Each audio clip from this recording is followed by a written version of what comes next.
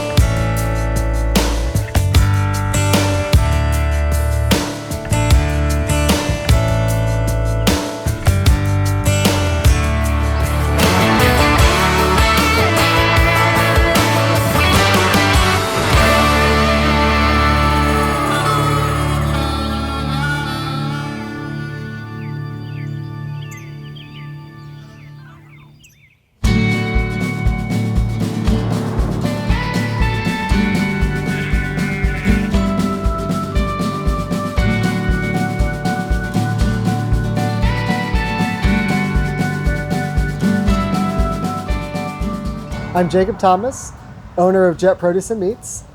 Why Jet? It's my initials, Jacob Edward Thomas. I grew up on a farm right here. This is my family farm. And I've been farming now since 2012 as a full-time career. We grew up raising cattle and pigs, as well as corn, soybeans, and hay. I went to Iowa State University, graduated in December of 2013. Came back to the family farm and decided I wanted to take it in a little bit different direction. And so I decided to start growing vegetables. First year, we grew about half an acre, and I couldn't believe how well they sold. I couldn't believe people would actually stop at the side of the road and buy this stuff. Following year, we scaled up a little bit, went to farmers markets, and I remember the day. It's probably my fourth or so market, so it's middle of June, maybe early July.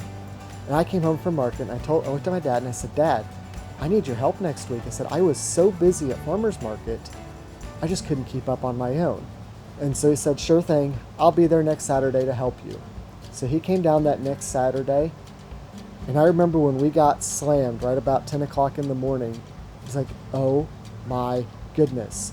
You weren't kidding. This is crazy. There really is something to this." And so when he came back home that day, he said, "You're right. This is what we need to do. This is how we're going to make our farm profitable and how we're going to make a living." And since then, really haven't looked back. We just keep growing, trying to meet the demand that we had last year and weren't able to satisfy for one reason or another. And that's just seen us grow to where we are now, where we have 12 acres of vegetables. And to think just 7 years ago, we had half an acre and an acre. Amazing how things have changed in such a short time. The crops that we are going to talk about today are the various brassica crops, broccoli and cauliflower. This year, we produced about 3,000 pounds of broccoli and about 1,000 pounds of cauliflower. Primarily in this area, our produce is sold through farmers markets as well as an on-farm retail store. There are some opportunities with wholesaling. One that I'm a part of is called Kansas City Food Hub. There are also opportunities direct with grocery stores. I have worked with Price Chopper in the past, Ball's Foods. They've been very great to work with.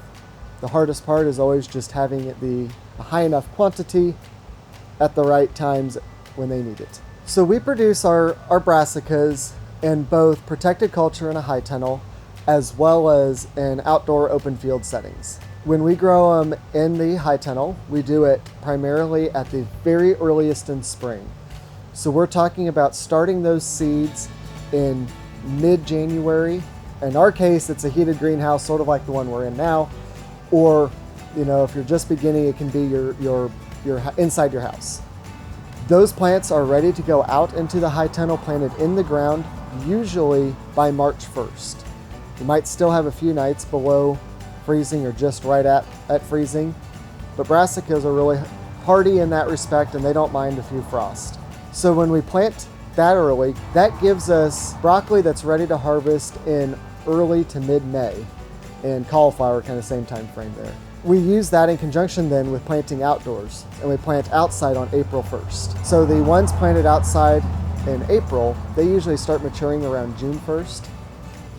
And if we continue planting every other week, we can plant all the way through June 1st. And that gives us a crop to harvest all the way through August 1st. You'll find that everything is better picked first thing in the morning. Broccoli has to be first thing in the morning.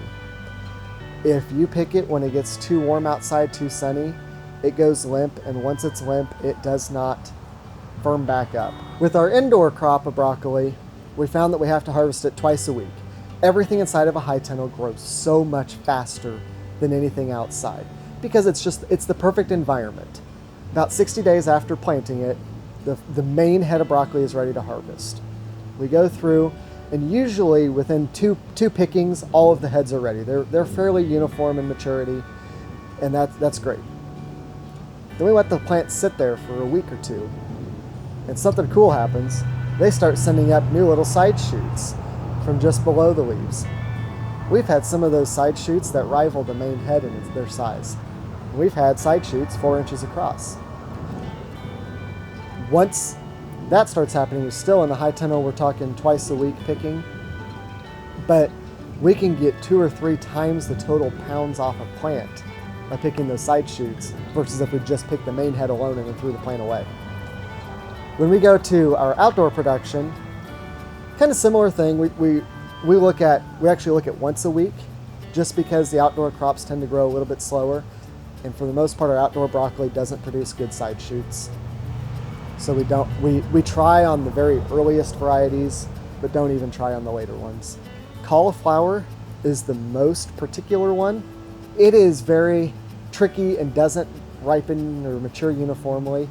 So you almost have to walk every row every week to see what is going on. Since our tractor has a front end loader on it, we can put pallet forks on it and help carry a pallet with us. Since we planted everything with that tractor, all of our row spacing is set up for that tractor to be able to drive down the row without hurting any plants, which makes it then really handy when it comes to harvest time.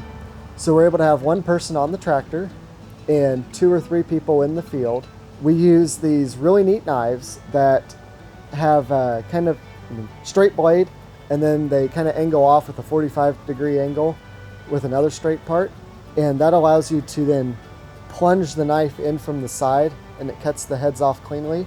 Having the tractor with those pallet forks and the pallet on it, you're just filling it up on there, you just keep stacking up on there, you drive to the end of the row, and then you can unload it into a truck or take it back to your cooler or something.